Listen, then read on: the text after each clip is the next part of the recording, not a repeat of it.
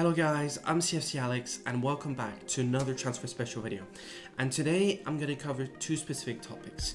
The first one regards a couple of changes that are going to occur over the next couple of weeks on this channel.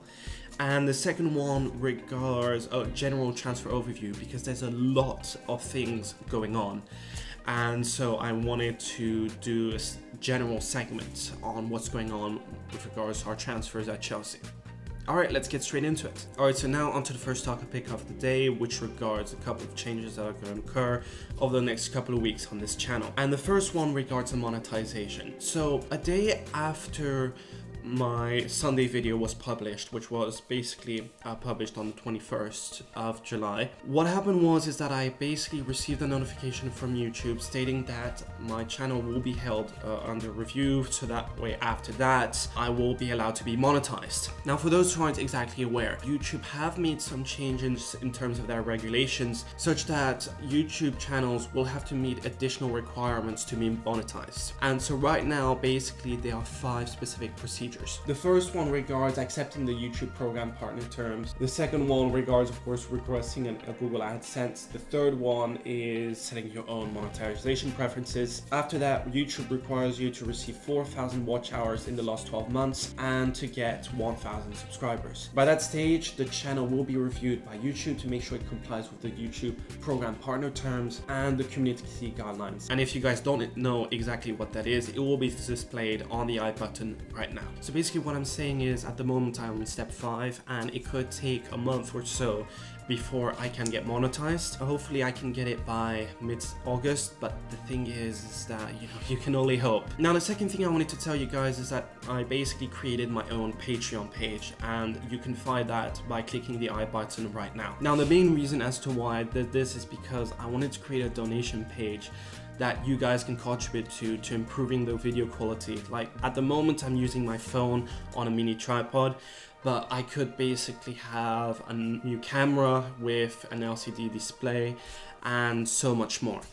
So yeah, I mean, I think basically that's one of the main reasons as to why I wanted to create this page. And the second reason is because I am planning on hosting talk shows or live streams on this channel, and as I stated on that page, you'll basically be either on Wednesday or Thursday night. And so basically if you look into the tiers, you'll see that for those who contribute $5 or more per month, they will be in contention for the live streams. Of course, as you donate more, you will be higher up the list. But of course, if you're just contributing and you don't really want to be part of the live streams or the talk shows, that's also fine with me. Of course, I might create a new email account that way that's reserved for people who want to contact me for live streams and all that, but you know what, that's something I can easily take care of later. Now there is one thing that is going to be a little bit different compared to maybe other people that might use Patreon, and that's the fact that I have included a charge upfront payment. Now what does this mean? Basically, if you guys have used Patreon before, normally if you pay during the month, you wouldn't be charged anything until the first day of the following month. However, the problem is that a lot of people can bypass payments, and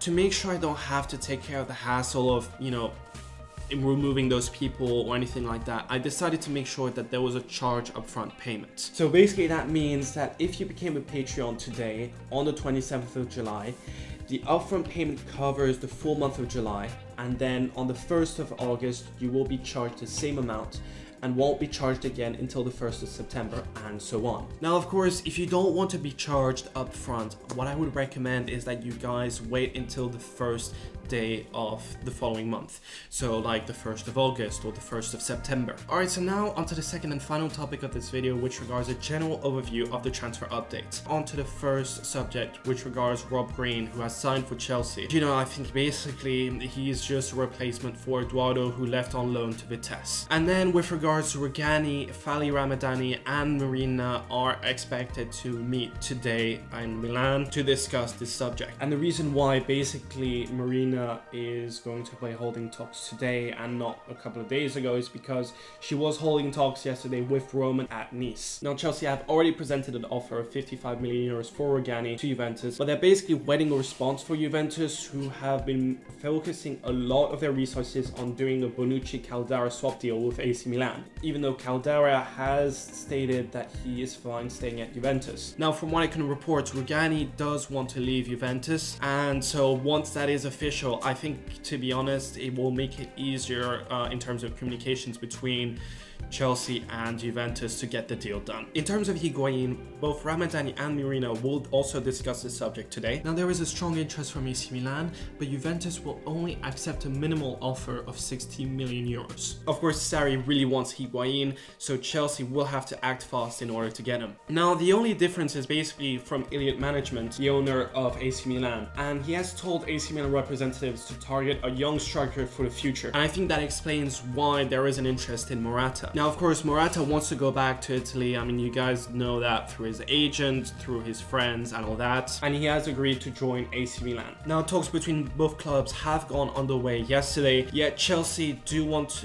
AC Milan to meet the valuation of 65 to 70 million euros for the Spanish striker. Of course, once that deal is done for Morata, Chelsea will do as much as they can to sign Higuain. Now, in terms of Golovin, unfortunately, guys, the rumors that he's heading to Monaco are definitely true. Both CSKA Moscow and Monaco have agreed a fee of 13 million euros, and Golovin is due for a medical today. The reason why he's heading to Monaco is because the vice president of Monaco and Michael Milano, who's basically the technical director of Monaco, were the ones who managed to persuade Golovin to come to the French club. Now, of course, I mean, you guys may have known that 5 days ago his friend Shevchukov did mention the following on Instagram, which is a rough translation, and it says, "When you, Alex Golovin, came to the first team at CSKA Moscow, I immediately told you you will also train. 2 years later, you will be in a big European team. Today, after a lot of advice and attention, I wish you feel the heart of #Chelsea. Have fun and a great career." So basically, Shevchukov, his teammate, didn't know that he was going to leave, and of course, at the time, we were heavily linked with him, so of course he assumed it was going to be Chelsea. Now, as to my thoughts on this, and to be honest, it kind of feels like a Malcolm deal that Monaco managed to pull off on us. Of course, since Roman's yacht is at Nice, there is a possibility for Abramovich to convince Golovin to come to Chelsea, although I think that's a very minor, and I highly doubt that could happen. And for those who believe that this will allow Loftus-Cheek to have more game time, well, look, I mean, Sarri was the one who stated at his first press conference that he needed additional quality in that midfield. So obviously he is targeting an attacking centre mid. Now, of course, there are 3 alternatives to Golovin. The problem is they're much more expensive. The first one is Pjanic from Juventus, and the 28-year-old could have a value of 89 million pounds. Now, while Pjanic could be a free kick specialist with his shots bending over the wall and finding his teammates, the main problem I have with him is he's also a regista type of player, you know, similar to Jorginho or Pirlo. And so I don't think we need another Jorginho at Chelsea. The second one is Nabil Fekir from Lyon, and a 24-year-old could have a valuation of 53 million pounds, as I said in my previous video. I think, to be honest, he's much better alternative to Pjanic. He loves to dribble, his crosses and creativity have the ability to find his targets. He is a set-piece specialist, and he does a lot of shooting. To me, he's not exactly your classical winger, he's more of an attacking centre mid, but he can be a deep-lying number 10, playing as the left centre mid in a 4-1-2-3, as the cam in a 4-2-1-3, or maybe as a striker in a 4-2-4 formation. And then finally, you have Milinkovic-Savic, and the 23-year-old is valued at 100 million pounds. Now, of course, he's a box-to-box midfielder who has many roles, but prefers supporting the attack. He's a smooth playmaker who's comfortable on the ball and adept with both feet. Now, obviously, the guy is 23, and with these stats over here, there is room for him to grow. And to be honest, I think over here, Nabil Fekir is the better option due to the fact that he's cheaper compared to the other alternatives. And, you know, I mean, having a player who can play in multiple formations is very ideal. With regards to Martial, I mean, he has asked Manchester United for a break as his wife is expected to give birth. Now, I think my only problem with what's going on with reports is that everyone is saying that he's going to leave Manchester United and all that. And I think, to be honest, it's not exactly fair for a guy who's expected to have a child within the next coming days. And so, to be honest, I think if Manchester United have officially stated that he will leave or have offered Martial to other clubs, I honestly don't think I can believe any story at the moment saying that Martial will leave. Now, with regards to Willian, I think there are a lot of fans that are happy due to the fact that Chelsea did reject a £55 million bid from Barcelona for him before they decided to pursue Malcolm and sign him instead. Now, I think the main reason why this happened is because Chelsea wanted 65 to 70 million pounds from Barcelona. And the reason why that is because they were hoping that they could do a swap deal with Manchester United for Martial. As to whether it's going to materialize, honestly, I'm not really sure. But, you know, I think there are a little bit of complications, because what's the point of having Martial if you're going to bring in Higuain? And look, even though Mourinho likes his wingers to have more of a crossing threat ability and contribute defensively, the main problem out of Willian is, you know, why would Manchester United go for him, to be honest? Because he's deemed inconsistent by a lot of our fans. He's valued at 60 to 70 million pounds by Chelsea. There are younger alternatives for Manchester United, like the likes of Ante Rebic from Frankfurt, who's 24 years old. You know, Lucas Ocampos from Marseille, 24 years old. Lucas Vazquez from Real Madrid, 27 years old. And through their stats, they're actually much better than Willian. And the last thing regards Bailey. Now, of course, Leon Bailey is definitely on Chelsea's radar, but there is genuine interest from Roma for the player. However, he's not the only one on Roma's shortlist after they lost Malcolm to Barcelona. There is Florian Thauvin from Marseille, Mikel Oyarzabal from Real Sociedad, Suso from AC Milan, and Domenico Berardi from Sassuolo. Now, Bailey's father and agent has stated that he has not been in contact with Roma for the past 2 years, but should they contact him, he will definitely listen to their proposals. Now, as to my thoughts on all this, and if Chelsea and Roma were to go into a bidding war over Bailey, the fact of the matter is, Bayer Leverkusen has set a price tag of 100 million euros for Bailey.